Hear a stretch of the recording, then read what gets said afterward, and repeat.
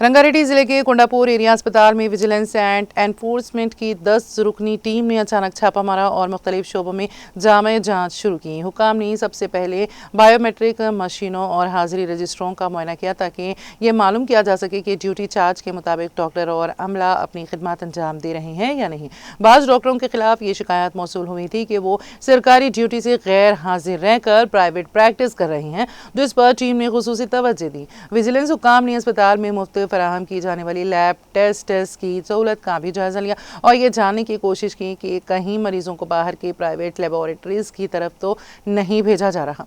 इसके अलावा फार्मेसी में स्टॉक रजिस्टर की जांच की गई ताकि ये यकीनी बनाया जा सके कि हुकूमत की जानिब से फराहम करदा मुफ्त अद्वियात वाकई मरीजों तक पहुँच रही हैं या नहीं। मजीद बरा हुकाम ने इस बात की भी छानबीन की कि ज़ेरे इलाज मरीजों को कहीं बाहर की मेडिकल दुकानों से दवाएं खरीदने के लिए मजबूर तो नहीं किया जा रहा।